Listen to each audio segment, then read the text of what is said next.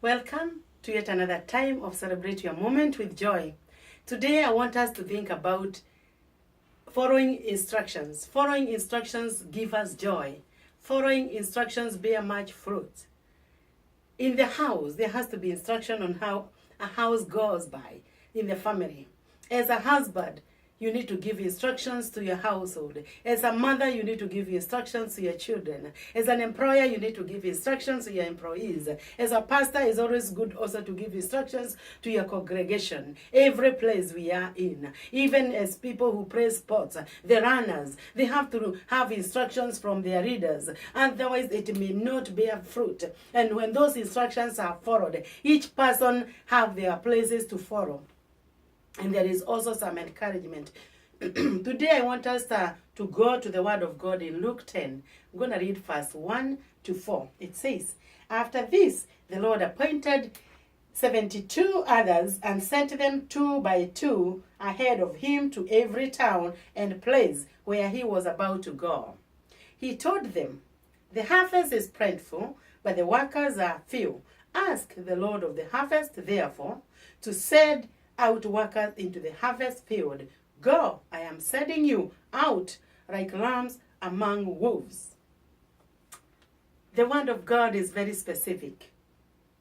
Jesus started by giving instruction before the disciples could go. Even in employment, when you apply for that job, before you are put to work, you go through probation period where you are shown what goes on and you read those manuals and you sign them that you are in agreement. That is to say, before you start off the work, there are some instructions to be followed. Just like even operating the equipment we have or appliances we have in our house. You can buy an appliance, but you can don't just start using it. You have to follow the manual. You have to follow instructions. And they always say, read instructions carefully before you start the operation. So, even in the spiritual realm, there are instructions we need to follow. In every situation in our life, there are instructions we need to follow. I thank God the way Jesus said that he was sending the disciples out there. And he told them, he knew there was work. He knew there was an assignment. So I want to tell you, as you celebrate your moment with joy, that there is an assignment for you. But before you embark on that assignment, there are some instructions.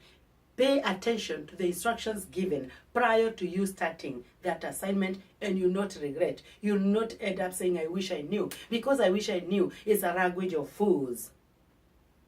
When Jesus told them to go 2 by 2, he knew it's dangerous when you go alone. And I want to give an example here so that we see how pairing is important. We all know a bicycle. A bicycle has 2 pedals. And these pedals are never up at the same time. They are never down at the same time. Otherwise, if that happens, that bicycle is dysfunctional and it needs to be taken to be fixed. One pedal is up and another one is down. Another one is down, another one is up. And the life continue. It will continue to function well. In our lives, we have moments when we are down. We need somebody to be there to lift us up. It may not be somebody may not be there physical, or they can be there physical. If you don't have somebody physical, God will always lead you to a person you can trust, and you can be able to share with them, "I'm about to do this and that. Put me in prayer. Remember me," or "Give me an advice." That's why even the CEOs, they have regular meeting with the management so that they can run the company smoothly. That is to say, no man is an island by himself. So as you see, a pedal of a bicycle, as a husband, there are times you are up. It's not for you to take pride. You are there to encourage your wife. As a wife, there are times your husband is down. It does not mean that he is weak. No, he is there for you so that you can encourage. He is weak for you so that you can encourage him. As a congregational member, you are there to encourage your pastor. You may not be able to reach him all the time, but you can text him after service and tell him that message was a blessing and that you'll be encouraging him. Maybe he came to the altar when he was feeling weak, when he was feeling discouraged, but he had to come anyway because he is a pastor to preach. So you need to encourage him. So if he get a text and hear, "Oh, that message was a blessing," he will be down and you'll be up. You have lifted him up, and he know he's not by himself. Again, Jesus said, I'm sending you out there like ram among wolves. Every assignment has a challenge, has some risk. For assignment to be completed, we have to take some risk. So many things in life, you have to take a risk. For example, when you are driving somewhere, do you know it's a risk we take? Because how do you know you're going to reach? Even when you get that air ticket and you're boarding that plane, how do you know you're going to reach? We take risk. In this life, we have to take risk. So that is to say, walk carefully the way, wherever you have been assigned to do the work.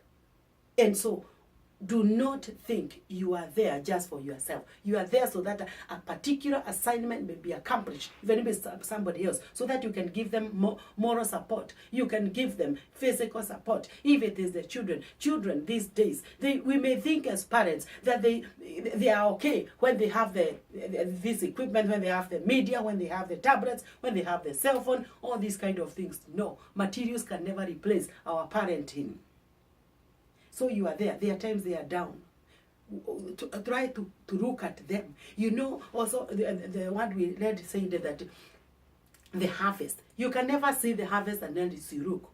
So in our life, in whichever assignment, you have to look and know your flock. Know if it's the children. How is the facial impression? How are they walking? Do they feel down? Try just to start a conversation, especially the teenagers. Is not easy, but we can always, God will give us the grace to communicate, and you can know when your child is weak, even when they are grown up, even when you visit them and they are married, you can tell how they are, and out of there, God will give you a word of encouragement, and then you'll be acting like a pedo that is up, and your child was down, and you lift them up with an idea. Do not be afraid, because I know most of the time as a human being, we always feel like we are not adequate enough, we are not perfect enough. Even professional people need help, need an idea that can boost their management, the idea that can boost their work. So as you celebrate your moment with joy today, I want to encourage you. I want also to challenge you.